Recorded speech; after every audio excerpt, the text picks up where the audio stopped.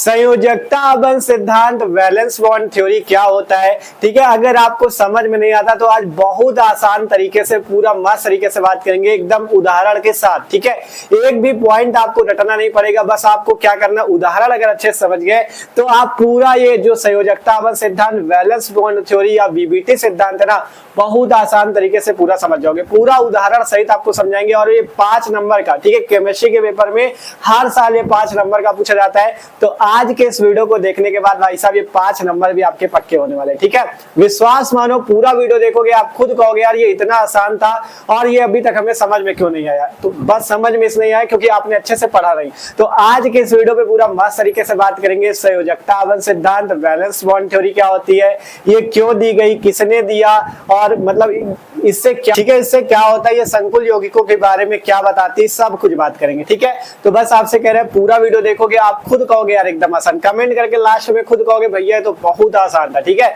तो इसलिए कह रहे हैं पूरा वीडियो देखना है। ठीक है, तो शुरू करते हैं। तो बात करें जैसा कि हम लोग क्लास 12 केमिस्ट्री का 5वां चैप्टर जो पढ़ रहे थे, उपसहसंयोजन यौगिक, उपसहसंयोजन यौगिक या जिसे हम लोग संकुल यौगिक के नाम से भी जानते हैं। ठीक है, इसी चैप्टर को पढ़ रहे थे जिसका ये टॉपिक है आपका संयोजकता आबंध सिद्धांत, वैलेंस बॉन्ड थ्योरी। ठीक है, इसे आप वीबीटी सिद्धांत भी बोल सकते हो। क्या बोल सकते हो? वीबीटी सिद्धांत, वैलेंस बॉन्ड थ्योरी बोल सकते हो। ठीक है, अब बात करिए वीबीटी सिद्धांत क्या है, इसको किसने दिया और क्यों दिया। कुछ तो कारण रहा होगा इस सिद्धांत को बनाने का, क्यों दिया गया ये सिद्धांत, तो वो पढ़ते हैं तब समझ में आएगा। ठीक है, तो यहाँ से हेडिंग लगी संयोजकता आबंध सिद्धांत, वैलेंस बॉन्ड थ्योरी। हमने लिख रखा है इस सिद्धांत का प्रतिपादन लाइनस पाउलिंग ने किया था। मतलब ये जो सिद्धांत है संयोजकता आबंध सिद्धांत, इस सिद्धांत को सबसे पहले किसने बताया था? लाइनस पाउलिंग ने। ठीक है, लाइनस पाउलिंग नामक साइंटिस्ट थे जिन्होंने संयोजकता आबंध सिद्धांत का प्रतिपादन किया या इसके बारे में उन्होंने बताया। ठीक है, फिर कहा गया यह सिद्धांत संकुल यौगिकों के निम्न गुणों की व्याख्या करता है।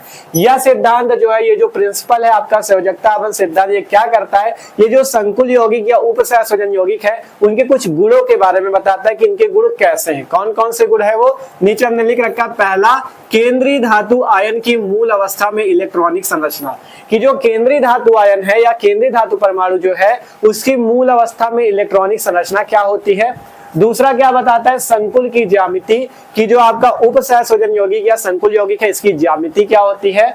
तीसरा क्या बताता है, संकुल के चुंबकीय गुण, कि जो आपका संकुल यौगिक है इसका चुंबकीय गुण क्या है। ठीक है, तो अभी आपको ये सारी बातें उदाहरण से भी समझाएंगे, टेंशन बिल्कुल ना लो, एक भी पॉइंट आपसे कहा ना रटवाएंगे नहीं, तो आपको पूरा समझना है। ठीक है, तो आप अभी क्या सीखे हो, ये सिद्धांत क्यों बनाया गया। इस सिद्धांत को लाइनस पाउलिंग ने सबसे पहले बनाया है और इस सिद्धांत को बनाने का उनका उद्देश्य ये था कि जो उपसहसंयोजन यौगिक या संकुल यौगिक है ये उसके बारे में क्या बता सके, उसकी ज्यामिति बता सके, इलेक्ट्रॉनिक संरचना बता सके, चुंबकीय गुण बता सके, इसीलिए उन्होंने इसका प्रतिपादन किया और इसने बताया भी। तो अब कैसे बताता है उसके बारे में समझते हैं। ठीक है, तो ये चीज समझ गए, ये सिद्धांत संकुल यौगिकों के इन गुणों की व्याख्या करता है। अब कैसे करता है, उदाहरण से समझते हैं। ठीक है, तो उदाहरण के लिए देखो, आप भी पेपर में उदाहरण लिख सकते हो। ठीक है, अगर पूछा जाए उदाहरण आप भी लिख सकते हो, जिससे उदाहरण लिखने से जानते हो क्या होगा, एग्जामिनर को भी लगेगा ये अच्छा स्टूडेंट है, इसने अच्छे से पढ़ रखा है, तो वो आपको अच्छे नंबर भी देगा। ठीक है, इसलिए उदाहरण लिख देना। ठीक है, तो उदाहरण देखो हम आपको देते हैं, एक मान लो कोई भी एग्जाम्पल संकुल यौगिक का ले सकते हो, जैसे हमने ले लिया K4FeCN6।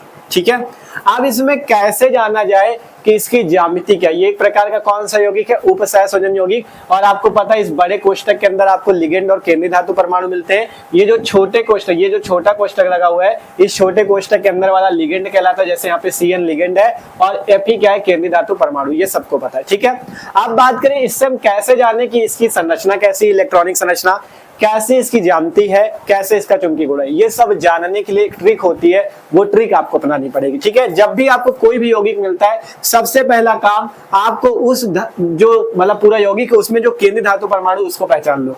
जैसे यहाँ पे Fe केंद्रीय धातु परमाणु है, तो सबसे पहला काम आपको उसका Fe का इलेक्ट्रॉनिक विन्यास निकाल लेना है। ठीक है, और इलेक्ट्रॉनिक विन्यास निकालने से पहले एक काम और करो, सबसे पहले इस Fe की ऑक्सीकरण संख्या निकाल लो। लिखते हैं Fe की ऑक्सीकरण संख्या, ऑक्सीकरण संख्या हमने निकालना पूरा सिखा रखा है आपको, ठीक है। अगर आपने वो वीडियो नहीं देखा तो आप चैनल पे जाके देख सकते हो, पूरा ट्रिक से आपको सिखाया एकदम आसान से, ठीक है। तो अगर Fe की ऑक्सीकरण संख्या आपको निकालनी तो आपको बताया गया था जिसकी ऑक्सीकरण संख्या निकालनी उसको x मान लो, ठीक है, और बाकी की सबकी लिख के बराबर में 0 कर दो, निकल आएगी। जैसे पोटेशियम है कितने यहाँ पे 4, एक पोटेशियम की एक होती तो 1 गुणे 4, प्लस Fe की निकालनी, जिसकी निकालनी होती उसे x मान लेते, x मान लो, प्लस Cn की कितनी होती -1, तो -1 है कितने Cn 6, तो -1 × 6 बराबर 0, हल करोगे तो 4 + x - 6 बराबर 0, हल करोगे x - 2 बराबर 0, मतलब x बराबर प्लस का 2, x का मान +2 आया, मतलब Fe की ऑक्सीडेशन नंबर या ऑक्सीकरण संख्या जो है वो क्या है प्लस का 2। ये ON का मतलब ऑक्सीडेशन नंबर, Fe की ऑक्सीडेशन नंबर कितने निकल के आई +2।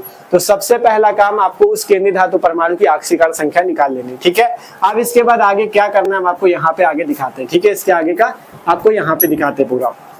ऑक्सीकरण संख्या निकाल ली। आप सबसे पहले ये जो केंद्रीय धातु परमाणु इसका क्या निकालो, इलेक्ट्रॉनिक विन्यास।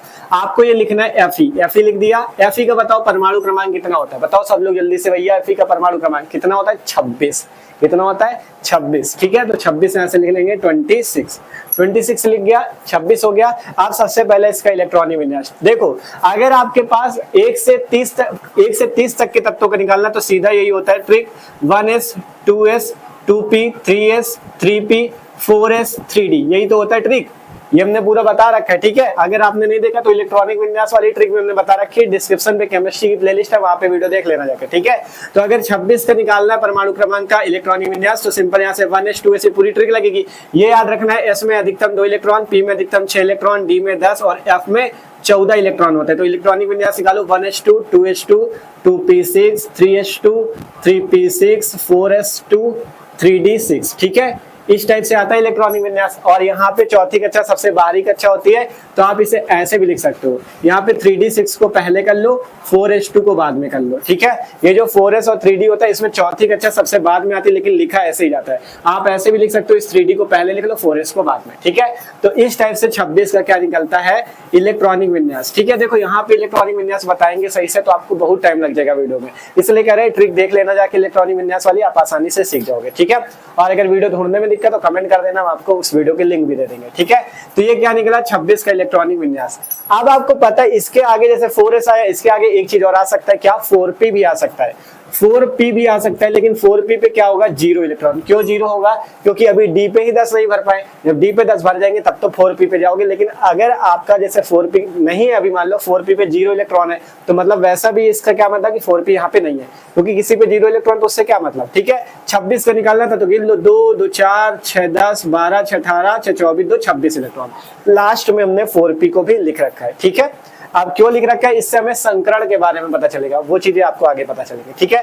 तो Fe का इलेक्ट्रॉनिक विन्यास निकल गया। अब इसके बाद आपने Fe की ऑक्सीकरण संख्या कितनी निकाली प्लस का 2, तो अब आपको Fe2+ का इलेक्ट्रॉनिक विन्यास निकालना। पहले Fe का निकाला, अब निकालो Fe2+ का। क्यों 2+ का क्यों निकालना है, जितनी उसकी ऑक्सीकरण संख्या होती है उतने का इलेक्ट्रॉनिक विन्यास आपको निकालना है। 2+ है तो यहाँ पे 2+ का, ठीक है। अब 2+ का इलेक्ट्रॉनिक विन्यास कैसे निकलेगा, तो देखो एक चीज याद रखना, अगर किसी भी तत्व के ऊपर 2+, 3+, 4+ कुछ भी लगा, अगर प्लस में लगा है तो उसका मतलब 2+ लगा है तो 2 इलेक्ट्रॉन उसने क्या किए हैं त्याग दिए हैं, 3+ लगा तो 3 इलेक्ट्रॉन उसने क्या किए हैं त्याग दिए। और इसका उल्टा अगर माइनस लगा है, 2- लगा है तो 2- का मतलब इसने बाहर से 2 इलेक्ट्रॉन ले लिए हैं, माइनस का मतलब इलेक्ट्रॉन लिए हैं, प्लस का मतलब इलेक्ट्रॉन बाहर करेगा या बाहर देगा, ठीक है। यहाँ पे 2+ है मतलब कि ये 2 इलेक्ट्रॉनों को क्या करेगा त्यागेगा, ठीक है। अभी तक 26 परमाणु क्रमांक था, मतलब 26 इलेक्ट्रॉन थे, तो 2 इलेक्ट्रॉन त्यागेगा, तो अब कितने इलेक्ट्रॉन बचेंगे 24, ठीक है। अभी तक 26 परमाणु क्रमांक था, मतलब 26 इलेक्ट्रॉन थे, अब 2+ का मतलब 2 इलेक्ट्रॉन त्याग देगा, तो अब 24 इलेक्ट्रॉन बचेंगे, तो 2 इलेक्ट्रॉन इसके घट जाएंगे, मतलब 2 इलेक्ट्रॉन ये त्याग देगा। और कहां से त्यागेगा, सबसे बाहरी कक्षा से। देखो यहाँ पे सबसे बाहरी कक्षा कौन सी, 4s वाली, क्योंकि 4p पे तो इलेक्ट्रॉन है ही नहीं, 4s है ना सबसे बाहरी, तो 2 इलेक्ट्रॉन त्यागने, 4s पे कितने इलेक्ट्रॉन 2, तो 2 इलेक्ट्रॉन ये क्या करेगा त्याग देगा। देखो कैसे, अब इसका इलेक्ट्रॉनिक विन्यास ऐसा हो जाएगा 1s2 2s2 2p6 3s2 3p6 3d6 4s0 4p0। समझ में आया कि नहीं क्या किया हमने। यहां से हमने कहा Fe2+ है मतलब 2 इलेक्ट्रॉन त्यागेगा, 26 परमाणु क्रमांक था, अब 2 त्याग देगा तो 24 बच जाएगा। ठीक है, तो जब 2 इलेक्ट्रॉन त्यागेगा कहां से त्यागेगा, सबसे बाहर से। सबसे बाहर कौन है, 4s, तो 4s के बाद 2 इलेक्ट्रॉन थे तो 2 इलेक्ट्रॉन निकल गया, बच गया 0। बस कोई दिक्कत नहीं यार, इतने तक सबको आसान होगा, कोई दिक्कत नहीं है। किसी भी यौगिक का आप ऐसे निकाल सकते हो जैसे हम निकाल रहे हैं। ठीक है, अब आपको पता कैसे करना है इन 3 चीजों के बारे में, तो उसके लिए अब आपको ये 3 चीज लेके चलनी, जैसे 3d6 4s0 4p0, यहां से लिखते हैं 3d6 4s0 4p0, ये लिख लिया, कोई दिक्कत नहीं किसी को। इतना सबको पता है कि नहीं, एस में कितने कक्षक होते हैं, याद रखना, एस पे 1 कक्षक होता है, पी पे कितने होते हैं, 3 कक्षक होते हैं। ठीक है, इस टाइप से डी पे कितने होते हैं, 5 कक्षक, कितने होते हैं 5। एफ पे बताओ, एफ पे होते हैं 7 कक्षक, ये सबको याद रखना है। ठीक है, क्योंकि कॉमन चीजें सबको पता होनी चाहिए, 3 3 6 1 7 कक्षक होते हैं। ठीक है, अब हमारे पास है 3D, डी पे कितने कक्षक है, हमने बता रखे 5, तो यहाँ पे 5 कक्षक आपको इस टाइप से बना लेने हैं। ठीक है, यहाँ पे इस टाइप से 5 कक्षक, 1 2 3 4 1 5। एस पे कितने कक्षक होते हैं, 1 कक्षक होते हैं। पी पे कितने होते हैं, 3, तो 3 बना लो इस टाइप से। ठीक है, 3 कक्षक हमने बना लिए इस टाइप से, 3 हो गए, कोई दिक्कत नहीं किसी को। डी पे 5, एस पे 1 कक्षक, पी पे 3 कक्षक। ठीक है, अब इसके बाद देखो, अब इसके बाद गेम आपका पूरा कंप्लीट हो आया है, बस थोड़ा सा बचा है। ठीक है, ट्रिक आपकी कंप्लीट हो आई है। देखो अब आपको देखना है, जैसे यहाँ पे 3D पे कितने इलेक्ट्रॉन दिख रहे हैं आपको, 3d6 है, मतलब 6 इलेक्ट्रॉन, तो 6 इलेक्ट्रॉन इस कक्षक में भर दो। 1 इलेक्ट्रॉन ये आया, 1 इलेक्ट्रॉन ये आया 2, 1 इलेक्ट्रॉन ये आया 3, 1 इलेक्ट्रॉन ये आया 4, 1 इलेक्ट्रॉन ये आया 5, फिर 1 बचा तो 1 यहाँ पे भर दो, 6 इलेक्ट्रॉन। ठीक है, पहले सब में 1 1 भर दिया जाता है, बाद में जब बचता है तो उसका तब आपको जोड़ा बनाना है। ठीक है, तो 6 इलेक्ट्रॉन यहाँ पे भर दिए हमने, कोई दिक्कत नहीं, देख सकते हो 2 यहाँ पे भरे, 3 4 5 6 इलेक्ट्रॉन। ठीक है, 4s में कितने इलेक्ट्रॉन, 0, तो 0 है तो कुछ नहीं भरेंगे। 4p पे कितने इलेक्ट्रॉन, 0, तो 0 है तो कुछ नहीं भरेंगे। अगर 1 या 2 इलेक्ट्रॉन होता तो हम यहाँ पे भर देते, लेकिन है ही नहीं तो कैसे भरें। ठीक है, तो इतना अभी हुआ है। अब बात आती भैया इतना तो कर दिया, अब क्या करें। अब यहाँ पे देखो लिगेंड में, लिगेंड कितने हैं यहाँ पे, कितने लिगेंड बताओ, कितने लिगेंड, 6 लिगेंड, और कौन है, CN। यहाँ पे लिखते हैं लिगेंड क्या है, CN, और CN एक प्रकार का कैसा लिगेंड होता है, प्रबल लिगेंड। ठीक है, CN एक प्रकार का कैसा लिगेंड होता है, प्रबल लिगेंड होता है, मतलब एकदम ताकतवर लिगेंड होता है। ठीक है, कैसा होता है, ताकतवर। ठीक है, शक्तिशाली लिगेंड होता है, प्रबल लिगेंड होता है। अब ये प्रबल लिगेंड यहाँ पे क्या करेगा, इस संकुल यौगिक में Fe की तो आपने काम कर लिया, केंद्रीय धातु परमाणु का, अब लिगेंड की बारी आई है। लिगेंड है एक प्रकार का प्रबल लिगेंड, तो जब प्रबल लिगेंड होगा तो अब क्या होगा, ये जो आपके इलेक्ट्रॉन अलग अलग आपको दिख रहे हैं, ये सब क्या करेंगे, यहाँ पे कितने CN है आपके पास, 6 CN है, कितने CN है, 6, देख लो 6 CN है। तो अब 6 CN इन्हीं कक्षकों पे आएंगे, 6 CN क्या करेंगे, इन्हीं कक्षकों पे आएंगे। और 1 CN की बात करें, अगर देखो 6 CN है, 1 CN की बात करें तो CN के पास क्या होता है, माइनस का इलेक्ट्रॉन होता है। CN के पास क्या होता है, माइनस इलेक्ट्रॉन, और माइनस इलेक्ट्रॉन का मतलब माइनस होता है, CN के पास क्या होता है, माइनस, और माइनस का मतलब होता है यहाँ पे 2 इलेक्ट्रॉन उपस्थित है। क्या कह रहे हैं हम, अगर किसी के ऊपर माइनस लगा उसका मतलब उसके ऊपर 2 इलेक्ट्रॉन है। अगर मान लो CN की जगह Cl होता, क्लोरीन, अगर क्लोरीन के ऊपर माइनस लगा है मतलब उसके ऊपर क्या है, 2 इलेक्ट्रॉन उपस्थित है। ये चीज याद रखना, किसी तत्व के ऊपर माइनस लगा है मतलब उसके ऊपर 2 इलेक्ट्रॉन उपस्थित है। अगर 1 माइनस लगा तो 2 इलेक्ट्रॉन, 2 माइनस लगे तो 2 2 4 इलेक्ट्रॉन, ये चीज याद रखना। ठीक है, तो अगर बात करें 6 CN है हमारे पास, अब 1 CN के पास कितना इलेक्ट्रॉन, 1 CN के पास 2 इलेक्ट्रॉन, आपको पता है CN के पास माइनस तो मतलब 2 इलेक्ट्रॉन है। 6 CN तो 6 दूनी कितने इलेक्ट्रॉन हो गए, 12। अब 12 इलेक्ट्रॉन है इन CN के पास, 6 के पास 12 इलेक्ट्रॉन है, 1 CN के पास 2, 6 के पास 12। अब 12 इलेक्ट्रॉन है, 12 इलेक्ट्रॉन आपको CN के यहाँ पे भरने हैं। अब बताओ कैसे भरा जाए, CN है प्रबल लिगेंड। अब CN क्या करेगा, कहेगा भैया हमारे 12 इलेक्ट्रॉन आने वाले हैं, आप अपनी जगह खाली करो क्योंकि हमें अपने 12 इलेक्ट्रॉन भी यहाँ पे रखने हैं। तो इसके लिए अब जब 6 CN लिगेंड है, 6 है मतलब जो CN है वो एक शक्तिशाली लिगेंड है, तो वो क्या करेगा, इन इलेक्ट्रॉनों को धमकाएगा और कहेगा मेरे लिए जगह खाली करो क्योंकि हमारे पास 12 इलेक्ट्रॉन है, हमें भी यहाँ पे जगह चाहिए। तो इसके लिए अब देखो क्या होने वाला है, यहाँ पे खेल होने वाला है। ये जो आपके पास डी कक्षक है इसमें देखना क्या होगा, यहाँ पे अब देखना क्या होगा। ठीक है, 5 कक्षक इस टाइप से हो गए, 1 2 3 4 1 5 कक्षक। ठीक है, यहाँ पे एस वाला 1 कक्षक, पी वाले 3 कक्षक। ठीक है, किसी को कोई दिक्कत नहीं होनी चाहिए, देख सकते हो। ठीक है, इस टाइप से हो गया। अब देखो हमने कहा यहाँ पे पहले से 2 इलेक्ट्रॉन थे और यहाँ पे 1 1 इलेक्ट्रॉन है और CN आने वाला है, प्रबल लिगेंड है, शक्तिशाली। तो ये क्या करेगा, मेरे लिए जगह खाली करो। तो अब जगह खाली होगी, ये जो सब इलेक्ट्रॉन मतलब अकेले, देखो इनको आप कमरा समझो, मान लो एक कमरे में 1 इलेक्ट्रॉन है, अधिकतम एक कमरे में 2 ही इलेक्ट्रॉन आ सकता है। अभी यहाँ पे क्या एक कमरे में एक इलेक्ट्रॉन है, यहाँ पे भी देखो एक इलेक्ट्रॉन, यहाँ भी एक इलेक्ट्रॉन, यहाँ भी एक, यहाँ भी एक। तो अब क्या कहेगा Cn कहेगा मेरे लिए जगह खाली करो। तो ये जो अलग अलग इलेक्ट्रॉन है ये क्या करेंगे, अब ये अपनी अपनी जगह खाली करके एक साथ हो जाएंगे, क्योंकि एक कमरे में अधिकतम 2 आ सकते हैं। तो ये क्या होगा, ये वाला इलेक्ट्रॉन यहाँ पे आ जाएगा, इसके साथ ये वाला इलेक्ट्रॉन आ जाएगा यहाँ पे। अभी भी देखो 6 ही इलेक्ट्रॉन है, देख लो। मतलब ये जो अलग अलग बैठे थे, ये Cn है शक्तिशाली, इसने इनको भगा दिए तुरंत, कह रहा हम भी आ रहे हैं, हटो तुरंत। तो इन्होंने क्या किया, ये तुरंत अलग अलग हट गए भैया। ये क्या हुए, ये दोनों आपके एक साथ सिमट गए और ये दोनों आपके इस टाइप से एक साथ सिमट गए। ठीक है, ध्यान से देख लो, किसी को दिक्कत नहीं होनी चाहिए। अगर दिक्कत होगी तो यार फिर आप कर नहीं पाओगे। ठीक है, तो इसलिए समझो, इसलिए हम आपको समझाने के लिए अच्छे अच्छे एग्जाम्पल भी दे रहे हैं जिससे आप समझ सको। ठीक है, 6 Cn है हमारे पास लिगेंड, एक Cn के पास 2 इलेक्ट्रॉन, 6 का मतलब 12 इलेक्ट्रॉन। तो 12 इलेक्ट्रॉन है, तो आपके पास जब 12 इलेक्ट्रॉन है, Cn है प्रबल लिगेंड, तो क्या होगा, ये जो अलग अलग इलेक्ट्रॉन आपके इस Fe के यहाँ पे अलग अलग इलेक्ट्रॉन है, ये क्या करेंगे, ये आपका Cn के डर से क्या होंगे, एकजुट हो जाएंगे। मतलब एक कमरे में 2 ही भरना, 2 की जगह 3 न डाल देना। ठीक है, एक की जगह 2 ही रहेंगी, मतलब एक कमरे में 2 पहले से यहाँ थे। अब ये जो अलग अलग है ये क्या करेंगे, एक कमरे में ये 2 आ गया तो ये 2 हो गए, एक कमरे में ये दोनों मिलकर रह गए, ये 2 हो गए। अब क्या है, 6 Cn है और एक Cn के पास 2 इलेक्ट्रॉन, एक कमरे में 2 इलेक्ट्रॉन भर सकते हैं। अब देखो कितने कक्षक खाली, 1 2 3 4 5 6 कक्षक खाली। मतलब अब Cn यहाँ पे आ सकता है। देखना, एक Cn के पास हमने बताया कितने इलेक्ट्रॉन, 2, तो एक Cn के इलेक्ट्रॉन 2 इलेक्ट्रॉन ये आ गए। देखो Cn के इलेक्ट्रॉन को हम लोग क्रॉस से दिखा रहे हैं। ठीक है, Cn के इलेक्ट्रॉन को हम लोग क्रॉस से दिखा रहे हैं। एक Cn के इलेक्ट्रॉन ये आ गए, दूसरे Cn के ये आ गए, तीसरे Cn के ये आ गए, चौथे Cn के ये आ गए, पांचवे के ये आ गए, छठवें के ये आ गए। ठीक है, समझ में आया। मतलब 6 Cn थे, एक Cn के बाद 2 इलेक्ट्रॉन, देख सकते हो, गिन लो, 2 2 4 2 6 2 8 2 10 2 12, क्रॉस गिनो, 12 क्रॉस है यहाँ पे, मतलब 12 इलेक्ट्रॉन Cn के आ गए। तो यहाँ पे ये भी Cn के इलेक्ट्रॉन है, ये भी Cn के इलेक्ट्रॉन, ये भी Cn के इलेक्ट्रॉन, ये भी Cn के इलेक्ट्रॉन, ये भी Cn के, ये भी Cn के, मतलब हमारे 6 Cn यहाँ पे आ चुके हैं। ठीक है, यहाँ पे 6 Cn आ चुके। किसी को कोई प्रॉब्लम हुई बताओ? यहाँ पे एक Cn के बाद 2 इलेक्ट्रॉन था, 6 के 6 Cn आ गए। अब यहाँ से आप क्या जान सकते हो, देखो एक चीज जान सकते हो। क्या चीज जान सकते हो, देखना, आप बताओ ये कौन सा कक्षक है जिसमें 5 कक्षक लगे हुए, 3D वाला था। ये वाला बताओ कौन सा है, 4s वाला। ये कौन सा है, 4p वाला, क्योंकि 3 कक्षक।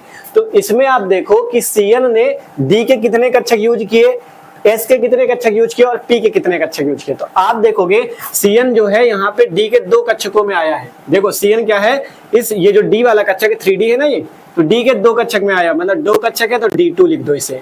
यहाँ पे देखोगे Cn जो है S के 1 कक्षक में है तो D2S लिख दो। यहाँ पे देखोगे P के 3 कक्षक में है तो D2sp3, D2sp3 संकरण यहाँ पे होता है। यही मेन बात है, ये समझ गया तो अभी तीनों चीज तुरंत बता दोगे। ठीक है, बस इतने तक आप कोई दिक्कत नहीं, इतना समझ गया कोई दिक्कत नहीं। ठीक है, आप देखो बात करते हैं। ठीक है, जो इतना समझ गया उसको एक भी प्रॉब्लम नहीं होने वाली। हमने बताया Cn के अगर 2 कक्षक, मतलब जो 2 Cn है उसने D के 2 कक्षक यूज किए, तो 2 कक्षक का मतलब D के कितने कक्षक यूज हुए, 2, तो D2 हो गया। S का कितना कक्षक यूज हुआ, 4s का 1 कक्षक यूज हुआ, तो S को एक बार लिखना है। P के कितने कक्षक यूज हुए, एक P पे ये आया, एक P पे, एक P पे, 3 कक्षक यूज हुए, तो D2sp3 संकरण हो गया। अब एक चीज आपको यहाँ से याद रखनी, क्या चीज, देखो यहाँ पे हम लिखे दे रहे हैं। ठीक है, अगर आपका यहाँ से अब आपको ज्यामिति पता चलने वाली है, जो बात की गई संकुल की ज्यामिति, अब आपको ज्यामिति पता चलेगी। आपको याद रखना है, अगर sp संकरण होता है, ठीक है, अगर sp संकरण होता है तो ज्यामिति जो होती है वो रेखीय ज्यामिति होती है। कैसी ज्यामिति होती है, रेखीय ज्यामिति होती है। अगर sp3 संकरण होता है, sp3 संकरण, तो ज्यामिति कैसी होती है, ज्यामिति होती है चतुष्फलकी। उसे क्या बोला जाएगा, चतुष्फलकी ज्यामिति, चतुष्फलकी ज्यामिति। ठीक है, और अगर D2sp3 संकरण होता है, कैसा संकरण हो, D2sp3 संकरण, D2sp3 संकरण, तो कैसी ज्यामिति होती है, अष्टफलकी ज्यामिति, अष्टफलकीय ज्यामिति। ठीक है, ये बात आपको याद रखनी है। कौन सी बात याद रखनी है कि अगर sp संकरण होता है, जैसे यहाँ पे D2sp3 संकरण है, इसे संकरण बोलेंगे। D के 2 कक्षक, S का 1, P के 3 कक्षक यूज हुए, D2sp3 संकरण। तो D2sp3 संकरण है, मतलब ये कैसे ज्यामिति दिखाएगा, अष्टफलकी ज्यामिति दिखाएगा। ठीक है, तो यहाँ पे आपको ज्यामिति पहला नंबर पता चल गया, ज्यामिति की कैसी ज्यामिति है, अष्टफलकी। आपको क्या पता चला, अष्टफलकी ज्यामिति है। ठीक है, आप चाहो तो लिख सकते हो, क्योंकि यहाँ पे D2sp3 संकरण है, आता यहाँ पे कौन सी ज्यामिति, अष्टफलकी। ठीक है, अष्टफलकी ज्यामिति, ज्यामिति पता चल गई। अब आपको जब ज्यामिति पता चल गई तो आप इसकी संरचना बना सकते हो। इलेक्ट्रॉनिक संरचना भी पता चलती है ना, देखो कैसे संरचना ऐसे बनेगी। सबसे पहले देखो यहाँ पे जो ये आयन था K4 Fe6, इसके आयन तोड़ोगे तो ऐसे बन जाएगा 4K+ और Fe6 4- ऐसे बनेगा। क्योंकि यहाँ पे 4k है ना, तो 4k प्लस और FeCN6 4 माइनस में टूटेगा, तो 4k प्लस को हम बाहर रख लेंगे। देखो पहले नीचे का बोर्ड थोड़ा सही कर देते हैं, आपको नीचे शायद दिखे ना फिर, ठीक है। आप सबको दिख रहा है ना, आप देखो यहाँ पे सिंपल ये 4k प्लस होता है, 4k प्लस लिख दो। Fe के साथ कितने लिगेंड है? 6। सबसे पहले बीच में Fe लिखो। अब आपको 6 CN को जोड़ना है, एक CN यहाँ अष्टफल की रूप में जोड़ना है। एक CN यहाँ पे, एक CN यहाँ पे, अष्टफल की ऐसे जोड़ा जाता है। देखो एक CN यहाँ पे, एक CN यहाँ पे, 4 CN हो गए, 6 जोड़ने, एक CN यहाँ पे पांचवा, एक CN यहाँ पे 6 CN हो गए। अब इनको जोड़ना कैसे? उपसार संयोजक बंध से, ये तीर वाले निशान से जोड़ना है, और तीर के निशान का जो मुंह होगा किसकी तरफ होगा? Fe की तरफ, ऐसा ऐसा, ठीक है, ऐसा होगा। तो इस टाइप से इसकी संरचना भी आप बना सकते हो, कोई दिक्कत नहीं। इलेक्ट्रॉनिक संरचना को भी इसने बता दिया, ठीक है। और यहाँ पे 4k प्लस है, तो यहाँ पे 4 माइनस आपको लिख देना, ठीक है। तो पहला पॉइंट आपको अष्टफल की ज्यामिति भी पता चल गई, दूसरा पॉइंट आपको इलेक्ट्रॉनिक संरचना भी प्राप्त होगी। आप पॉइंट बदल भी सकते हो, पहला पॉइंट ये इलेक्ट्रॉनिक संरचना वाला ये है और संकुल की ज्यामिति वाला ये, तो कोई दिक्कत नहीं, हम आपको समझा रहे हैं, आप अपने हिसाब से पहला दूसरा पॉइंट करो, ठीक है। तो आपको ज्यामिति पता चली, कैसी ज्यामिति? अष्टफल की। अगर sp त्रिसंकरण आता तो कैसी ज्यामिति होती? चतुष्फल की। अगर sp संकरण आता तो कैसी ज्यामिति होती? रेखी, ठीक है। तो यहाँ पे अष्टफल की ज्यामिति हुई, इसलिए कौन सा आपका D2sp त्रिसंकरण था, इसलिए अष्टफल की ज्यामिति और संरचना यही। अब बात आती भैया चुंबकीय गुण, तो बताओ तीसरा पॉइंट। तो चलो चुंबकीय गुण भी बता देते यार। चुंबकीय गुण कौन सा होगा? अभी आपको कुछ बातें यहाँ पे लिखनी भी है, आपको वो भी बताएंगे, टेंशन न लेना, ठीक है। जल्दी मत बचाना, ठीक है, क्योंकि अभी कुछ बातें लिखनी है, वो भी आगे बताएंगे, ठीक है। चुंबकीय गुण कौन सा होगा? अब बताओ चुंबकीय कैसे पहचाने यार, चुंबकीय गुण कौन सा है? तो देखो चुंबकीय गुण आपके दो प्रकार के यहाँ पे पाए जाएंगे, अनुचुंबकीय या तो प्रतिचुंबकीय। कौन कौन से? अनुचुंबकीय या तो प्रतिचुंबकीय। अब ये कैसे पहचानने का क्या तरीका समझो, यहाँ पे लिखते हैं, ठीक है। अनुचुंबकीय कब होगा? आप लोग ये सब नोट बना के अच्छे से लिख लेना। जैसे नोट नंबर 1 ऊपर लिखी हुई है, कौन सी? Note number 1। ये केवल याद रखने के लिए, कॉपी पे पेपर में नहीं लिख के आना, केवल ये याद रखने के लिए, ठीक है। जैसे ये वाला पॉइंट है नोट नंबर 1, एक नोट ये लिखी हुई, ये आप कॉपी में अच्छे से लिख लेना नोट्स में, ठीक है। नोट नंबर 2 ये रहा, ठीक है। नोट नंबर 2 में क्या लिखना है? अगर आपको कोई भी कक्षक में इलेक्ट्रॉन अकेला मिलता है, इस टाइप से अगर कक्षक में अकेला इलेक्ट्रॉन हो, अकेला इलेक्ट्रॉन, सही आपको अच्छी भाषा में लिखे देना जिससे समझ जाओ। अकेला इलेक्ट्रॉन मिलता है तो आप कह देना चुंबकीय कौन सा है? अनुचुंबकीय। और अगर आपको सभी इलेक्ट्रॉन ऐसे जोड़े में मिले, मतलब एक कक्षक में 2 इलेक्ट्रॉन, मतलब जोड़ा बना हो उनका, अगर जोड़े में इलेक्ट्रॉन मिले तो आप कह देना प्रतिचुंबकीय। क्या कह दोगे? प्रतिचुंबकीय।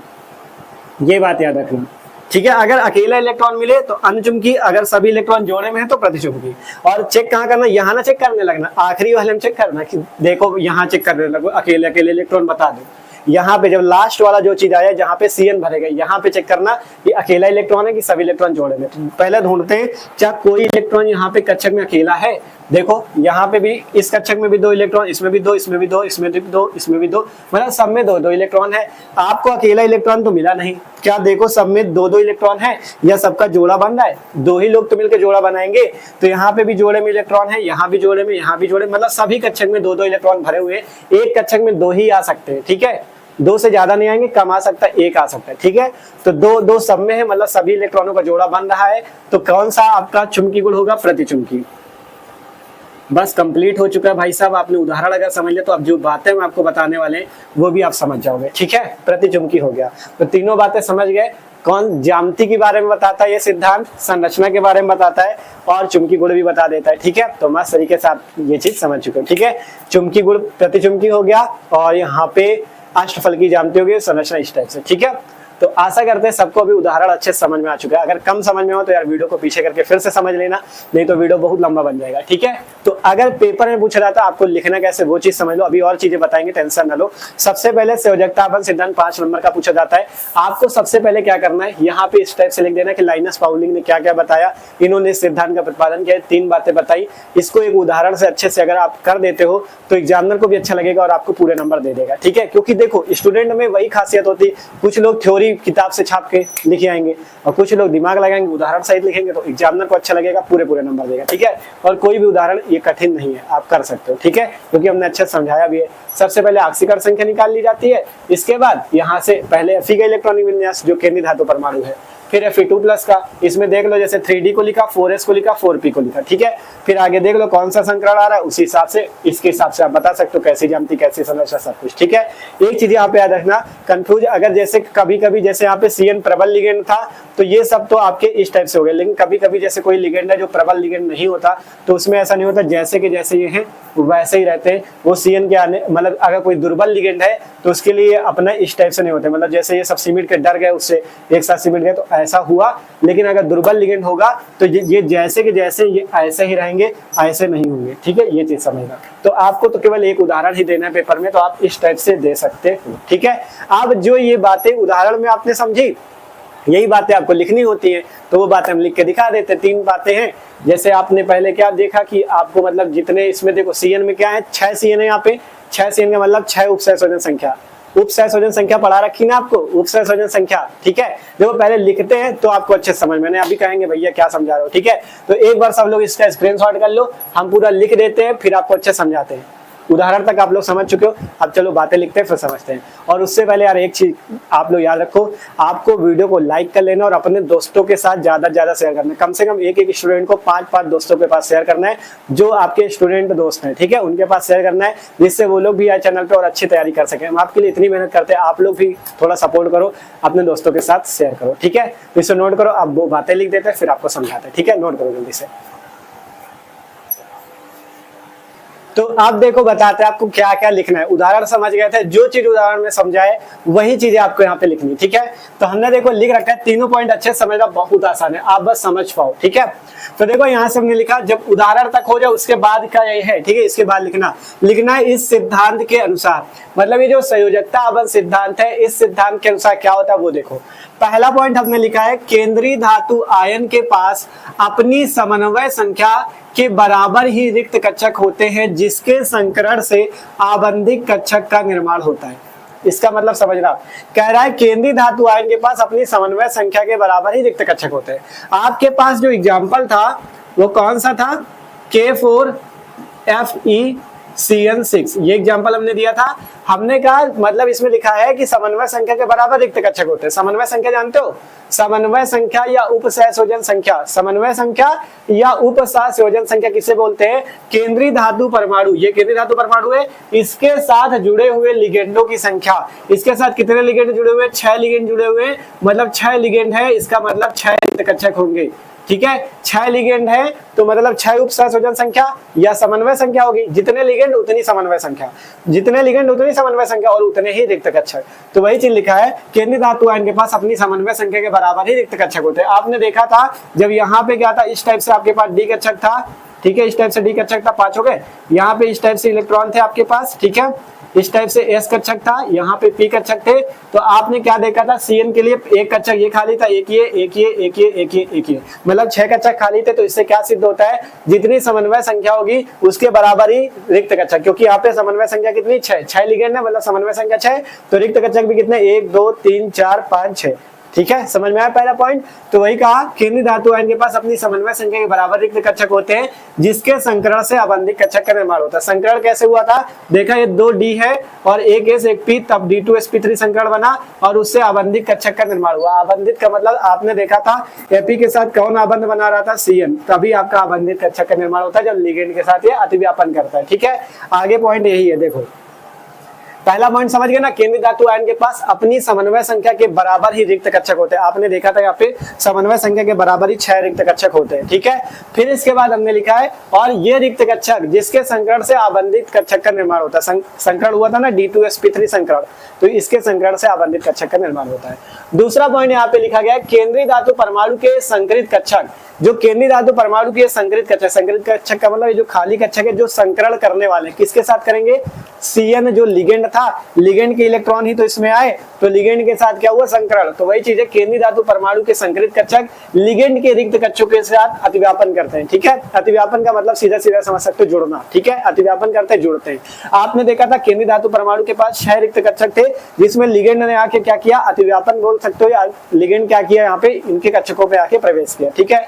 तो वही चीज कहा गया, लिगेंड के रिक्त कक्षकों के साथ अतिव्यापन करते हैं और उपसहसंयोजक आबंध बनाते हैं। उपसहसंयोजक आबंध इसे ही बोला जाता है देखो ये जो Fe के साथ इस टाइप से Cn जुड़ रहा है, ये जो तीर का निशान है इसे उपसहसंयोजक आबंध बोलते हैं। तो वही कहा गया उपसहसंयोजक आबंध बनाते हैं। और इस प्रकार केंद्रीय धातु आयन के रिक्त संकरित कक्षक, रिक्त संकरित कक्षक मतलब ये जो खाली कक्षक है इन्हें रिक्त कक्षक बोला गया, रिक्त संकरित कक्षक, और लिगेंड के मध्य बंध बनने से, जो उपसहसंयोजक बंध बन रहा है इसी के बनने से संकुल अणु या आयन की एक निश्चित ज्यामिति होती है। और ज्यामिति आपको बताई गई, अगर sp संकरण तो रेखीय ज्यामिति, sp3 संकरण तो चतुष्फल की ज्यामिति, d2 sp3 संकरण तो अष्टफल की ज्यामिति। तो वही चीज बोला गया, केंद्रीय धातु परमाणु के संकरित कक्षक लिगेंड के रिक्त कक्षकों के साथ अतिव्यापन करते हैं, मतलब जुड़ते हैं।